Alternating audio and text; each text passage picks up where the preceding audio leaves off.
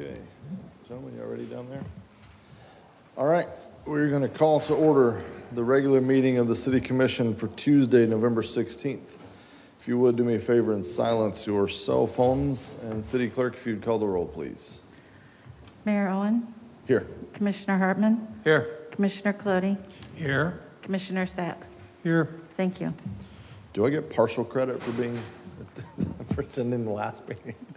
Said we need a motion to approve Commissioner McGurk's Yeah, absence. Yeah, thank you. Do you want to make that motion? Make a motion to approve Commissioner McGurk's absence.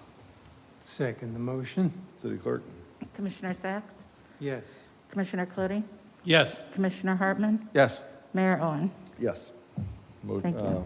Motion to excuse Commissioner McGurk is granted.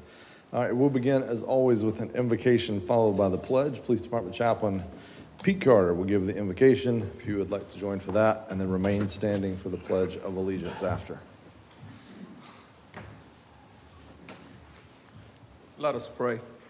Most holy and most gracious and kind God, we thank you for this opportunity to gather together and to have a meeting of the minds that we might consider those things that would make our city better. We ask, oh God, that you continue to be with those who make these decisions, that they would make them with competence and that they would make them with equity so that we might all enjoy those things which we provide here in the city, in this place we call New Smyrna Beach. Bless our communities, bless those that visit here, and may they find this place a place to find recreation and enjoyment and return again. We thank you. In Jesus' name, amen. I pledge allegiance to the flag Of the United States of America and to the republic for which it stands, one nation, under God, indivisible, with liberty and justice for all.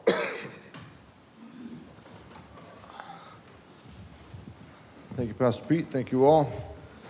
Kyle, led any changes on the agenda? Yes, sir. I have one change. We are continuing item 8C, and that's ordinance number 52-21.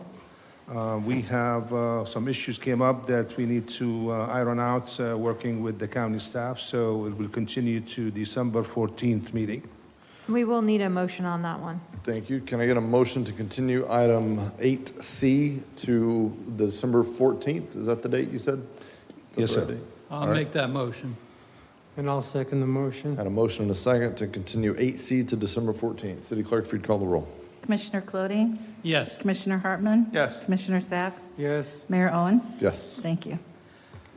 All right, item 8C is continued. Carrie, I think you also had one thing you wanted to mention? Yeah, I just wanted to point out on the consent agenda, item 6B, when the agenda published, it was written for fiscal year 21-22, but this is actually the final closeout of 2021.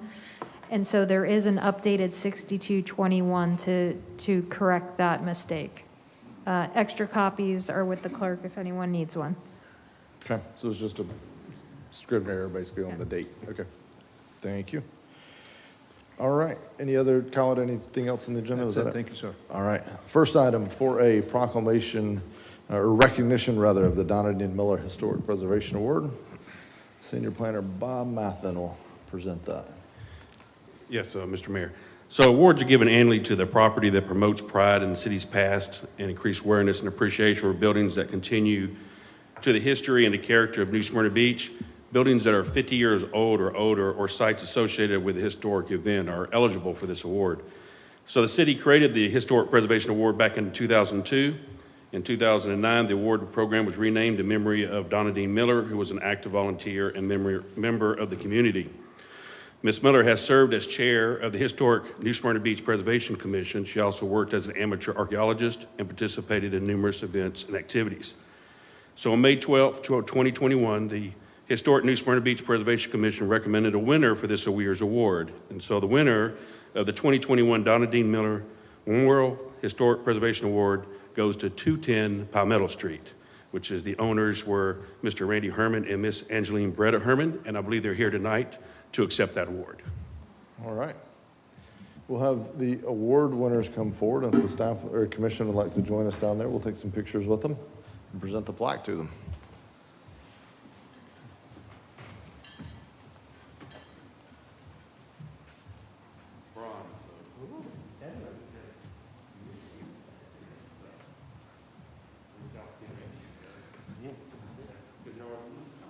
We thought we liked each other. All right. Yeah, let's send her up over here. Come on. Yeah, steal over there. Put you guys in the middle.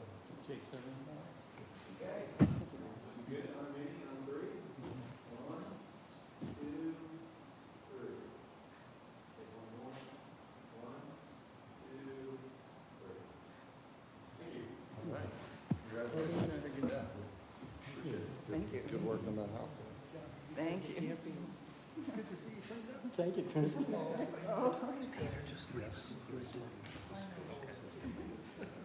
Could I just say three things?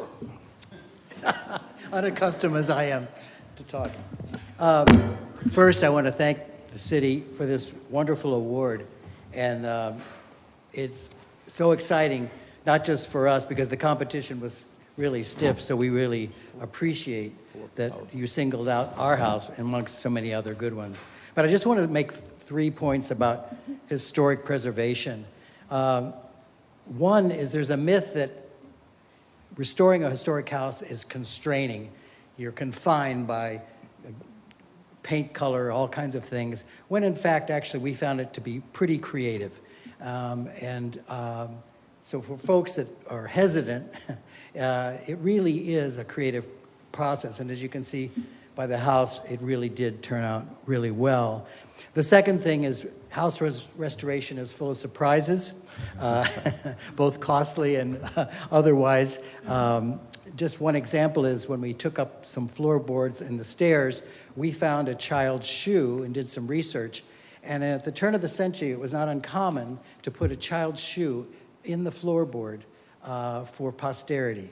So it was kind of interesting, but a little... That's cool. Yeah. But creepy. Yeah, it was a little creepy, but interesting.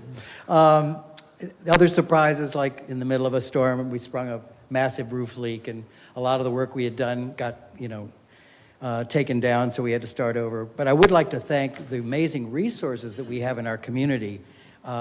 Stephen Hilliard, all about construction, worked tireless and redesigned the structure and did a lot of research to make sure the balconies were like they were originally, which is hard because a lot of the pictures that we have in our historic in the museum are not labeled, so it's hard to find out which house is which. Second, Curtis Hughes was the guy that came to the rescue when the roof went. And you find some amazing people. My neighbor, Nicholas Gear, who is an amazing carpenter, had an ability to do window restoration.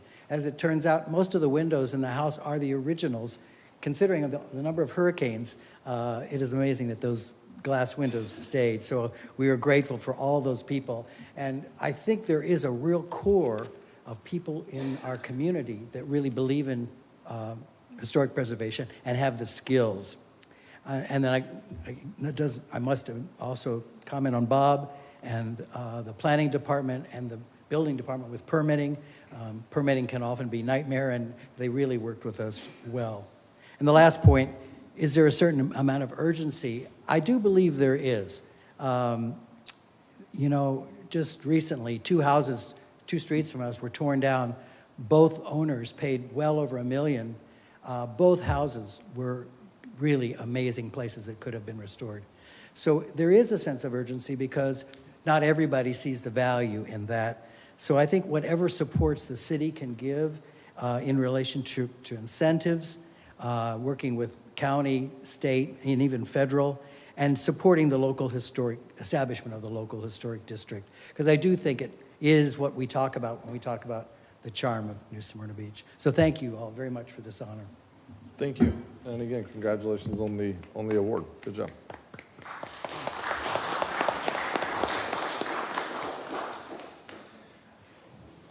All right.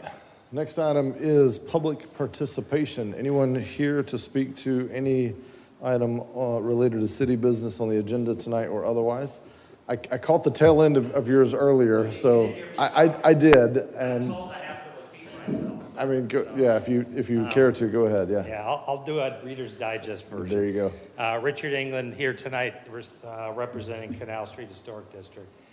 You all have, not on the agenda tonight, but you're aware of an event we're trying to put on called Canal Street Nights, which would be a monthly third Thursday event. And there's a I'm saying all this because I think it's going to come up later in the meeting, but this is my chance to say something. So there is a non-standard issue that's in that application that I think is going to require further work that's going to stretch over a couple of meetings, but we are prepared to go forward with the event with that out of it for the time being. So I'm sort of looking for at least an informal thumbs up on everything absent that from you all tonight, so we can get on with the planning purposes for the event. And I think it will be officially on the agenda to discuss in December. I think that's it. Thank you. All right, thank you. Thank you. Any others here for public participation? All right, seeing none, we will move on to the consent agenda. We have 10 items. Remembering the one thing that the city attorney mentioned related to the number that I've already forgotten, whichever item that was. 6B, and you each have a copy of it in front of you. 6B, yeah, 6B. So anything on the consent agenda, we would begin with the vice mayor, so we're going to start and go that way. So Commissioner Hartman, anything to pull or any quick comments? Nothing. Nothing on either. We'll loop back to Commissioner Colodi. 6H for comment. Pull, okay, go ahead. If you just have a comment, go ahead. I attended the presentation from both of the two finalists regarding the Brownfield program, which is a joint effort with Edgewater and Oak Hill. I was impressed with both firms, but the one that was selected by the representatives of all three towns really seemed to have a background in it and an ability to go after and secure grants for the actual work that can be done to get the wrong stuff out of the ground and make the properties usable and more valuable. Okay. Commissioner Sachs, anything to pull or any quick comments? A quick question on 6B Yes. for staff. I'm thankful to staff for helping me find the line item for the traffic light for Fire Station 50. I did have a question, and I called Kyle Fegley, and Kyle has been throughout very helpful with the reasonable assurance plan, a separate item. But I was wondering, do we have funding for that currently, Colin? Has it been paid for, or we don't know what it will cost yet and have no figures on it? Do you know? For the wrap or for the fire light? For the reasonable assurance The wrap, plan. okay. Those were the two questions, and the wrap was one I could not get answered. I will give you an update. I think they ready to go out to bid, if I'm not mistaken. Thanks, Kyle. I'm glad you're here. Sure. Good evening, Mayor and Commissioners. The question, as I understood it, is about the funding for the reasonable assurance plan? Yes. Yes, sir. That has been funded from permitting design all the way through construction. We did allocate, I believe it's right around $1 million. Somewhere around 45% of that went into design. So that's already been encumbered. We're about 86% through the design process, waiting for the 404 permit, as I think I told you over the phone. And the rest of the funding should cover. The estimated cost for construction is around $325,000. We've actually received a cost share grant from the St. Johns River Water Management District for 100% of the construction costs up through 475. So it's way above the engineer's construction cost estimate. So yes, everything is funded through construction administration, and post-construction monitoring. Thank you so much, Kyle. I saw you at all the meetings with the consultant, and you were there every minute. I appreciate it. Thanks, Kyle. All right. If Thanks. no other items to pull or comment, Kelly, do I have a motion to approve the consent agenda as presented? Motion to approve. Second. Okay, and that includes the changes made by the city attorney. City clerk, if you'd call the roll. Commissioner Sachs? Yes. Commissioner Clody? Yes. Commissioner Hartman? Yes. Mayor Owen? Yes. Thank you. Consent agenda is approved. Thank you to all the staff that are here on any consent agenda items. Item 7A. This has also been a long time in the coming, so we'll let Carrie give us a report on that.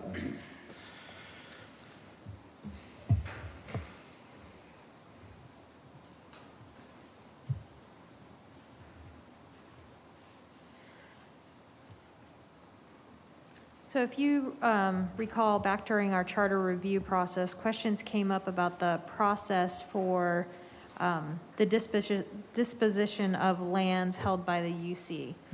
At that time, we agreed to not address that issue in the charter, but to address it through an interlocal agreement. The UC attorney drafted a interlocal. I've spent a lot of time looking at it, reviewing it. We've gone back and forth with a few changes, but it is before you tonight. It sets forth the list of properties that were given to the UC as they started their operation. So the way those are dealt with historically and will continue in the future is when they no longer need them for utility purposes, they're transferred back to the city. The other issue, the big issue that we wanted to address was the disposition of the 800 acres and the canals, 200 Canal Street, which is their downtown administrative building. So in this agreement, we have a right of first refusal. So if they decide that they no longer need it for utility purposes and wish to dispose of it, we would get the opportunity to exercise a first right of refusal and purchase it for the city. If we choose not to purchase the property, there's still layers built in for the disposal of that property. Their board approves it by unanimous vote, and then we would approve that by a supermajority vote. With that, I believe Mr. Bunch is here as well if there's any questions. There was an email sent out regarding questions regarding wells on the property. Let me just check and make sure there's nothing else to highlight. While you're looking, I'll just make a few comments. If you think of anything else, you can jump in. Or actually some questions for you. As it exists right now, and I remember as I went through the charter process, basically the challenge was that this is an area where there was some silence, if you will. We didn't really have this process laid out. So there was, this kind of understanding of we think this is how it would work. And so what I believe, if I recall correctly, was this commission challenged staff of both the Utilities Commission and the city to work together to not leave that unsaid, but to actually kind of hammer out exactly this agreement and say, this is how we will go. Because what I heard at the time as I started asking questions was, we've answered this like 10 times now. And I'm like, well, that's great, but it's not in writing. Nobody can show me that in writing other than just an email here and there that says this is what we thought at the time. So, I don't know if this is perfect, but it's way better than what we had, which was silence on the issue. So this kind of hammers out, what will be done with the 800, which is really 953 acres, but the 800 acres, and some of these other key properties related to the Utilities Commission and how that would go down. So we now have an understanding. So all future electeds that sit on both of those boards, if and when this would ever come up again, which according to the email I saw from Joe, it doesn't seem like on the 953 it's going to come up. I don't think it would come up at all on the downtown properties potentially at some point. But I'm very comfortable that we at least have something hammered out now. So I thank staff for their work on that. So did you think of anything else while I was talking? No. Okay. Any comments, questions from the commission on this item? Yes, Mr. Go Mayor, ahead. just a brief one. Mr. Bunch, thank you so much for replying. It was very concise and informative regarding the wells, the property, the potentials. I still have a lot of concerns that possibly, maybe not even in our time, that this property could be sold.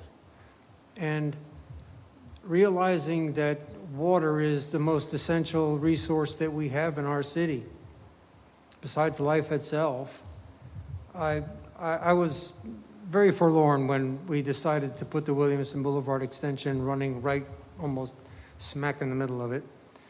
And we get to use the stormwater from the road to recharge the area. Not the best quality water, but it's some water. But I still say, and this is my assertion only, and if my colleagues want to reply somehow, please do. But I feel that when we build a corridor like this, we potentially open the door for development. We may use some of it for infrastructure for the Utility Commission, but at the same time, there will be excess areas that could be developed. And I still have those concerns. We do have water quality issues, we have water pressure issues. Will we have enough for the future? Will we have to go to deep well injection? All these technical things which we may be looking at in the future. I understand, I think we had to borrow an $85 million bond. And you know, we're investing in this property. I hope we bring it to its full fruition and benefit for the city. I have some old comments taken from our local newspaper regarding this. And one of the really highly regarded employees of the UC had said that some people have suggested selling the property, but he cautioned against that. And he added that in 1985, engineers were telling the utility they needed to go west to take the demand off the heavily worked pumps in the east. So I can't be, you know, it's easy to say yes, and I don't just think about saying no, just to differ with my colleagues, but water quality has been my biggest fear in the city, and I'll leave that till the vote and finish my comments. So can I ask a question, Sure. just so I'm on the same page? What is your understanding of what would happen right now if the UC wanted to sell the 800 acres, the 953 acres? What is the current limitations or process of that? From what I understand, if this helps to answer your question, since 2012, the Sweetwater Coalition, a group of, let's call them environmentalists, were very concerned about the Spruce Creek drainage. This falls within that area. I get all that. I'm saying, Okay. what right now, if Yes. we don't do this, tomorrow morning, the UC says, you know what, we're going to sell it, Yes. which they've given zero indication of, just to be clear, but let's just say they woke up and said that. What would the process be in absence of this? I guess the point I'm trying to make is, if those are your concerns, this strengthens the protections and the process related to a potential sale of that property. Right now, there's no indication that we would be involved at all. The UC could wake up and do it. I mean, I think they would involve us, Yes. but this is saying clearly what the process would be. So I share your concerns, but to me, this is a potential solution. But I'd love to hear how you think we're better today than we would be after this. So I'll let some of our other colleagues jump in. Just a but quick one. yeah. I might agree with you. It may offer some better protections having a unanimous decision by the Utilities Commission and then a supermajority by the City Commission. But at the same time, these are, in my mind, people of very like mind. The Utilities Commission Board is chosen by the City Commission. And I believe when we have people in mind to be nominated, they are of very like mind. In fact, I sat in on a only partly heated joint meeting where a member of the Utilities Commission said, I want to sell that property. And so that has been bantered about for a long time. And other parties known to me have worried about that as well. So I think this parcel should be retained solely for the purpose of the Utilities Commission Yeah. and not to be sold off or parceled off for homes which are encroaching from the north. Yeah. Yeah. All right. Let's let some others chime in. Commissioner Clodio, I've seen your hand. There are certainly a lot of concerns regarding the environment and where we're going and what's going to happen in the future. But what we have before us is really a narrow issue. It only deals with the sale of the property. It strengthens our hand.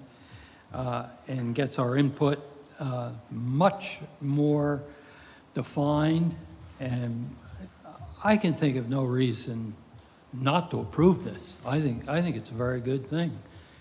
We can deal with a lot of other issues, you know, we have our own firehouse out there. That's not an environmental reason, yet it's a very good use for that particular area to service the western side of the town. So I'm fully supported. Okay. Commissioner Hartman, any comments? None. All right. So, yeah, I'm, you know, I'm in agreement with Commissioner Colodi. This strengthens our hand. You know, for all the concerns you mentioned, this does nothing but strengthen our hand. And that's why I was very concerned about those same things. I'd heard that for years from you and others that I looked up to on the commission. And that's why I brought it up during the charter review process was, okay, what does mitigate? What do we have to stop that?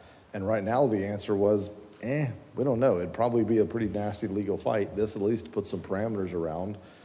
Here's how that goes, and we would have a say in the process. So, all right.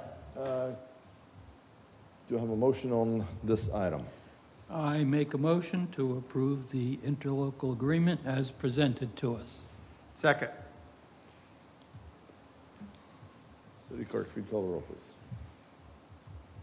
Commissioner Sacks? No. Commissioner Colodi? Yes. Commissioner Hartman? Yes. Mayor Owen? Yes. Our Thank local you. agreement is approved. Thank you, Joe. Sorry, my shoe came untied. All right, item 8A, second reading and public hearing, which would amend the code of ordinances related to fireworks. Again, for clarity, this is just cleaning up and consolidating. This was an issue that was kind of strewn throughout our code. We're bringing it all into one place. It does not change our ability to issue permits. That has been regulated at the state level, and we have zero. So, Carrie, if you would read this ordinance a second time by title only. Ordinance number 5021, an ordinance of the City of New Smyrna Beach, amending the Code of Ordinances, amending Chapter 14, Amusements and Entertainments, Article 4, Fireworks, Section 14301 through 14306, for consistency with state law and comprehensive regulation in one chapter, providing for codification, providing for public hearing, providing for conflicting ordinances, providing for severability, and providing an effective date. All right, this is a public hearing. Any members of the public here on item 8A? The firework ordinance. Seeing none, we'll close the public hearing. Do we have a motion on item 50-21? I make a motion to approve ordinance number 5021. Second. Any discussion, any concerns, comments? City Clerk, if you'd call the roll. Commissioner Colodi? Yes. Commissioner Hartman? Yes. Commissioner Sacks? Yes. Mayor Owen? Yes. Thank you. 8B, second reading would amend the Code of Ordinances. This is also related to fireworks. This is companion one. City Attorney, read this a second time by title only. Ordinance number 5121, an ordinance of the City of New Smyrna Beach amending the Code of Ordinances, removing Section 70-169, fireworks display, from Chapter 70, Streets and Sidewalks and Other Public Places, for placement in Chapter 14, Article 4, Fireworks, providing for codification, providing for public hearing, providing for conflicting ordinances, providing for severability, and providing an effective date. Okay, this one is also a public hearing. Yes. Yeah, sorry, I lost my place. Public hearing. Any members of the public for this item? Seeing none, we'll close the public hearing. Do I have a motion to adopt 5121? I'll make that motion. Second. I have a motion and a second. City Clerk. Discussion. Oh, sorry, go ahead. Yep. This is an example of our staff looking ahead and coming up with a solution for a problem that really hasn't presented itself to us yet, but would before long. So anytime that staff comes up with a proposal to clarify things and make life easier for us in the future, I'm all for it. Agree. Good comment. City Clerk, if you'd call the roll. Commissioner Hartman? Yes. Commissioner Sacks? Yes. Commissioner Colodi? Yes. Mayor Owen? Yes. Thank you. All right, item 8C was continued to December 14th meeting. That brings us to first readings. Carrie, this is your time to shine. All right, ordinance number 5321, an ordinance of the City of New Smyrna Beach amending the land development regulations, amending Article 5 zoning districts, Section 50402, specific regulations by district, to add the maximum transient lodging density for commercial future land uses in the B3 highway service business and B4 ocean commercial zoning districts, providing for codification, providing for public hearing, providing for conflicting ordinances, providing for severability, and providing an effective date. The second reading and public hearing will be December 14th, 2021. I did want to point out there was one change from planning board. The language that came out of, that staff had presented to planning board was all other future land use designations permitting transient lodging units. The other future land use category was commercial. So we just narrowed it into commercial future land use designations permitting transient lodging. So just point that out. Next one, ordinance number 5421. An ordinance of the City of New Smyrna Beach amending the land development regulations, amending Article 6, Development Design and Improvement Standards, Section 60412, signs to provide criteria for the designation of vintage signs, providing for codification, providing for public hearing, providing for conflicting ordinances, providing for severability, and providing an effective date. Second reading and public hearing will be December 14th, 2021.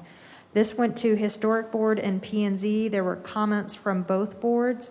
The City Attorney's Office did make some clarifications on this draft from what they saw to establish a clearly designated, clear process. So you have to meet this criteria, and here's your optional ones.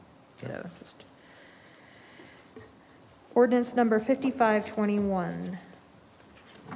An ordinance annexing into the City of New Smyrna Beach 1.06 acres of property located on the east side of Scarlet Trail, south of Captain Butler Trail, addressed as 1325 Scarlet Trail, providing for redefining boundaries of the city, designating the property within Commission Zone 3, providing for public hearing, providing for required filings, providing for conflicting ordinances, providing for severability, and providing an effective date. Second reading and public hearing will be December 14th, 2021. Ordinance number 5621, an ordinance of the City of New Smyrna Beach amending the comprehensive plan, changing the future land use designation of 1.06 acres of land located on the east side of Scarlet Trail, south of Captain Butler Trail, addressed as 1325 Scarlet Trail from Volusia County Environmental Systems Corridor to City Rural, providing for amendment of the associated comprehensive plan maps to show the area incorporated into the city, providing for public hearing, providing for conflicting ordinances, and providing an effective date. Second reading and public hearing will be December 14th, 2021. Ordinance number 5721, an ordinance of the City of New Smyrna Beach rezoning 1.06 plus or minus acres of property located on the east side of Scarlet Trail, south of Captain Butler Trail, addressed as 1325 Scarlet Trail, from Volusia County RCA Resource Corridor Airport Overlay to City A3A Transitional Agricultural Airport Overlay Zoning District, providing for conflicting ordinances, providing for severability, and providing an effective date. Second reading and public hearing will be December 14th, 2021. All right. Thank you. Next item, 10A, Economic Development Advisory Board appointments. We had a resignation by a member and a vacancy was created. It'll expire June 8, 2022. We have 3 folks who have indicated willingness to serve, Adam and Ivy Dalla, and Daniel Moran. I'm probably saying that wrong, I'm sorry. City Clerk recommends appointing 1 citizen to serve as a regular member with an unexpired term ending on June 8, 2022. Do I have a nomination? We'll just work our way down. Daniel Moran. Moran. Is that how you pronounce it? Moran? Moran. Okay. Moran. Moran. Daniel Moran. Moran. Okay. Moran. Daniel Moran. We have 1 nomination. Commissioner Sachs, any nominations? I'll nominate Ms. Taylor. Okay. Any nominations? Adam Dale. Oh, dear. All right. Everyone's nominated. You get a nomination. You get a nomination. All right. So, gentlemen, we have to get to 3 people get 1 vote. So, Good luck. yeah. I mean, if everybody just votes for their nominee, I can tell you how this is going to shake out.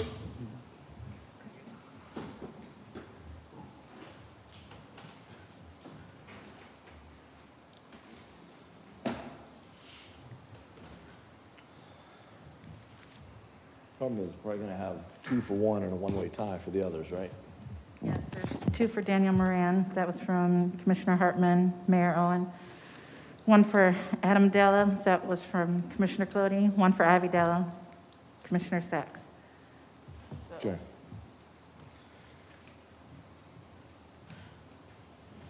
We have another vacancy.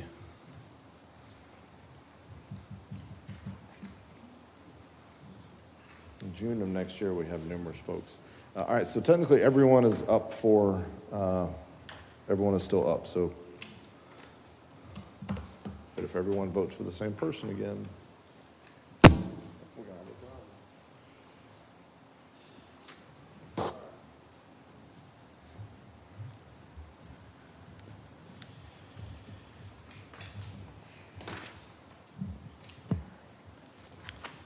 These terms are all coterminous, June 8th, 2022. All right, the results were 1 vote Commissioner Sacks for Adam Della and 3 votes from Mayor Owen, Commissioner Hartman, Commissioner Clody for Daniel Moran. So So you it's swapped Daniel Moran. Adam. Okay. All right, so Daniel is appointed. We appreciate his willingness to serve. And hopefully Adam and Ivy will be interested in serving middle of next year when we have numerous vacancies coming up. All right, mayor and commission reports is the next item up. We don't have our vice mayor, so we're gonna go that way and go to Commissioner Hartman. I'd like to offer my congratulations to Linda Hinline for her award. The Volusia League of Cities gave her the Volunteer Citizen of the Year Award for all of her work that she's done. She's a New Smyrna Beach resident and has done a tremendous job in helping clean up our beaches and even along the streets. And I think she even has a group that follows the Christmas parade, you know, for all that unwanted candy that's out there. So we certainly do appreciate everything that she's done for us here in New Smyrna Beach and the Volusia League of Cities for their recognizing her efforts. And I think she much deserved that award. So a big shout out to her. Also want to thank everybody who attended the Veterans Day ceremony that we had the other day. It wasn't quite as large as it has been in the past, but it's still great to see all of those veterans out there that have served previously and to give them their day. And we appreciate that. And to everybody else, I wish you a very happy Thanksgiving. Thank you. Wrapping around to Commissioner Clody. Veterans Day ceremony was very nice. One thing that struck me as odd, as I read the day before in our local paper, the Daytona newspaper, it listed all the ceremonies throughout our area, but not New Smyrna Beach. I think that our staff should talk to them and find out why they didn't list it. It made no sense to me. Second thing is, Zone 1 community meeting Thursday, 5:30 in the Coronado Center. I hope everybody who has any interest in the city, whether they're from Zone 1 or any other zone, shows up.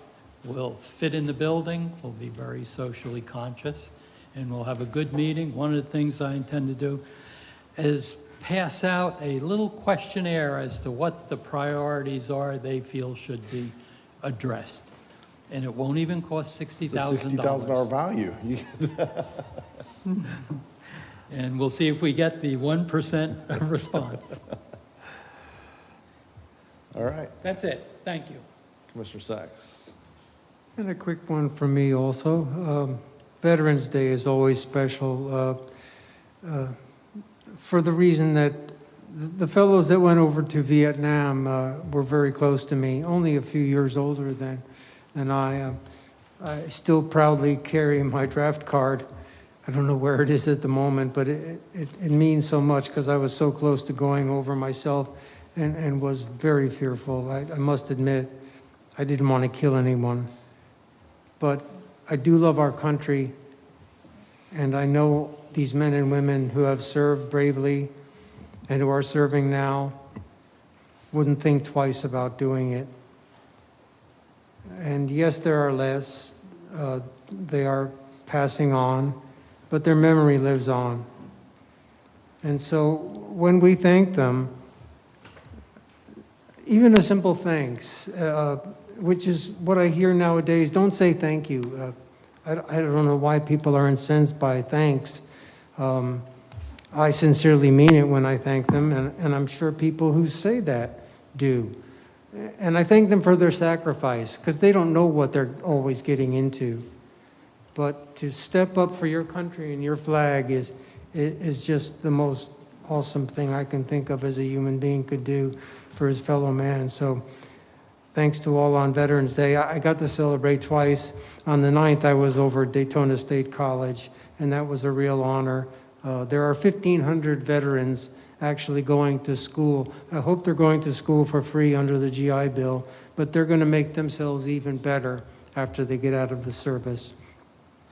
And soon we'll have Thanksgiving, and I hope that everyone gets plenty of food and is quite full and able to stay awake for a football game. So bless everyone on Thanksgiving Day, and I have a lot to thank for, and I'm sure my colleagues do as well.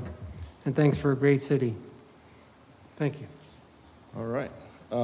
Couple of comments on Veterans Day. I've talked to staff. The VFW, who's traditionally been really the host, the city just plays host from a facility standpoint, but really VFW is the ones that kind of organize that event. They are dealing with, they have a new commander who is kind of just sliding into the role, dealing with some internal things as well to the VFW that they have been working through. So, but I've been talking to him and our staff and talking about how we can expand that event, expand the exposure for the event, making sure that all of our, the Chamber, the Board of Realtors, Canal Street, Flagler, merchants, the various, clubs and organizations, making sure we get that word out, and hopefully our staff can help with that, making sure we're in the newspaper. I really want to grow and expand that event. That includes, I'm happy to play a small part, but I would also love to even elevate and have other speakers come in besides, the mayor being the keynote speaker every year. So I look forward next year to trying to grow the Veterans Day event, because I share Commissioner Colodey's sentiments. I was a little disappointed with the turnout, but for many, they truly didn't know it was happening. That's not our staff's fault, but again, I think we have an opportunity. Probably going to make some changes as well to Memorial Day, but again, just working closely with that organization and all of the other local veterans organization. One of the things you struggle with is everyone wants to do, everyone wants to kind of host their own thing sometimes, and so we'll try to work through that. Second one I had was I was invited to something to honor the CUDA young ladies golf team. They did really well this season, had a great season. And one of the comments, or one of the questions was of me, would we consider having a youth, someone from the CUDA golf team, serving on or participating in some capacity in our golf advisory board? Because they had some feedback.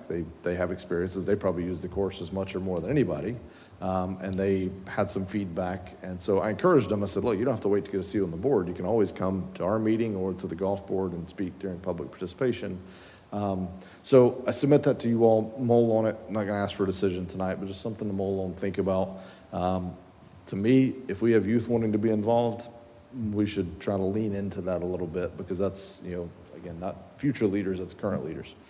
And then lastly, and this one is something I want to just dialogue on a little bit. I think staff mentioned I was going to bring this up, so you all have a chance to think. The event coming up with Canal Street, as mentioned, they're wanting to possibly put a wrinkle in. I'm suggesting that we have staff, and I guess what we need to do tonight is, do we direct staff to, right now, we don't really have, the ordinances aren't crafted in a great way to allow us to do that. Staff is recommending we make some changes to the ordinance that would allow us to even pursue some of these things, like what they're wanting to try on a trial basis. So I'm supportive of that. I would like to have staff bring that back to us. In the meantime, I can telegraph that I absolutely support the event either way, but definitely, without that provision. So anyway, I think if we can all kind of give staff some direction on that, is that something we want to table and not talk about at all? Table and not talk about until some future time? Or are we ready to have staff bring us back some options on that? Does that make sense? I don't know that I made sense. Thoughts? Commissioner Hartman? I think the ordinance needs some tweaking and some cleaning, and certainly that's, as Commissioner Clody said earlier, that's always a good thing, is when we make things more simpler and more to the point. So I certainly would support staff's looking into that and bringing back some, language for us to contemplate and think about going forward, so that it's a little clearer and more precise in how we do those things. I support the event as it stands. I'm not so sure I could support it with the other attachment to it, but we'll see what happens with the language and address it at that time. Yeah. And we haven't heard from staff yet either. I know we have some of our team that, have feelings, and I certainly want to hear from that, because those are the frontline folks. So, Commissioner Clody. For the benefit of those out in the audience that don't know, the subject that we're kind of talking around is whether there should be open containers on the whole street during the event. Right now, I'm opposed to it. The next thing I would see would be the Flagler Avenue Association asking for the same thing. And I do not wish to see that on either streets. Okay. So don't have staff address the ordinance at all, or? Oh, no, they can address the ordinance. As I said earlier, I think that anytime we clarify these things, we move ahead with the times and we solve the problem of not being able to give people a clear answer in the future as to what we're deliberating. Yeah. So, no, that's fine. Okay. It's just the one provision we're sort of talking about. Yeah, and what about the event, sans that support for the event in general? Because again, they're looking for direction of how to proceed. They got to plan an event one way or the other. They want to make sure they have support. Yes, I've said I support the Canal Street Association, more people they can bring in, more local residents we can entice in, all for it. Okay. Commissioner Sachs. Yes, I've always been concerned about open container and walking down the street. I know most of our events are not raves, wild and out of hand, and I don't think that would happen at the Hub. But I had some conversation with our city manager about it, and I still have those misgivings about traveling up and down the street with an open container, and had suggested a sort of, I didn't put it in those words, but I'll say it now, a beer garden at each venue. Possibly finish your drink, let's say at the Hub or at one of the beer places, and then travel on to the next event, if that's something that's feasible.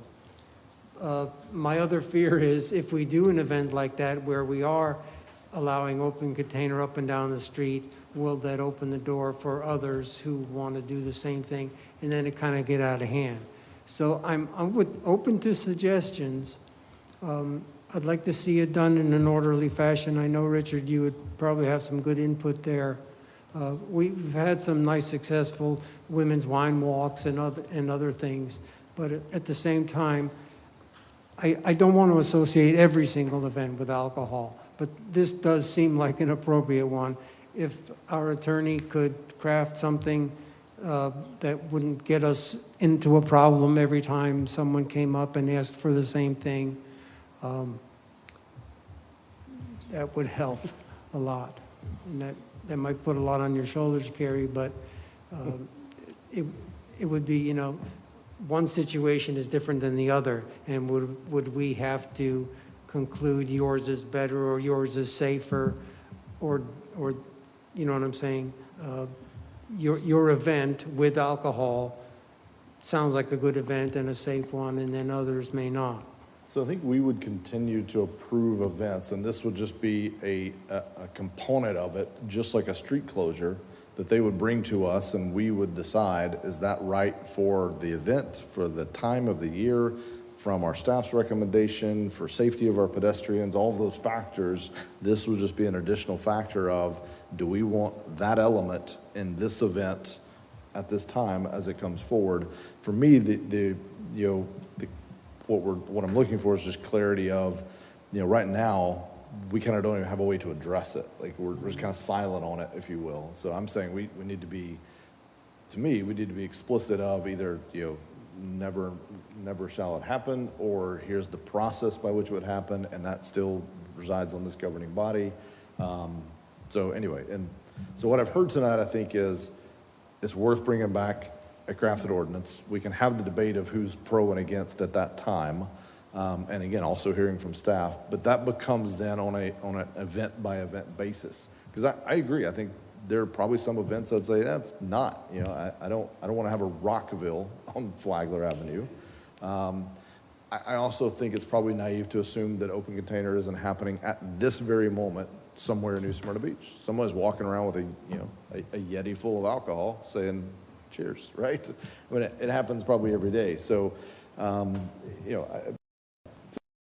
have of is it the right time for this? Well, I think it's helpful for those in the audience. The event has broad support. We got to figure out this other issue. Good luck. Carrie is going to work on giving us an ordinance that will allow us to at least have that debate, basically. And then as we go through that process, we'll hear from staff and the merchants and each kind of state our opinion. And Mr. Mayor, in all fairness, if we could look at other cities who have done this successfully. DeLand, go talk to Right, DeLand. to Call up a DeLand. colleague in DeLand and talk to Yes. them. And I would like to have, it doesn't have to be public, it can be between staff, the police chief, the manager, what their feelings are, maybe engage Richard, who's spearheading this event. If you have any input, let's put our minds together and Yeah. possibly do something nice. The one thing I'll make crystal clear is, support it or not, if I were to support it, and I've said this plainly, it would be on a trial basis. Like, let's give this a one-time shot or a two-time shot. This isn't a 1-year approval or let's see. Let's take the data. Let's predict. Let's hypothesize what we think may happen. Figure out how we can best mitigate the risk. Try it, and then see what the results are, and then reconvene with all those same leaders and figure out, did it work? Was it out of hand? So that would be my approach. But anyway, we'll have that debate at the time. So I think we've gotten everything we need to move forward on that. Last thing I had, I would just note that it is 7:24. We're set to end this meeting before 7:30. So I think we now know who extends the meetings. It's Commissioner McGurk. All right, who do we have? City clerk report. No report, sir. City attorney report. No report tonight. City manager. I didn't have any report in the agenda, but I just want to remind the commission of one thing. The workshop on the 15th, if you have any specific item that you need to put it on the agenda, I need it as quickly as possible to make sure that we have the agenda and put it out on time. Okay. I have several items on the agenda I mentioned to the commission at the last meeting, but if you have any other item to be included, please. Okay. We're leading off, or redistricting is already in there, right? We're doing that as The part of that? redistricting is number one item. Okay, That's that's what I thought. number one item. All right. Okay, so if you have items, send those to Khalid. If there's no other business for this board, this meeting is adjourned. Thank you all.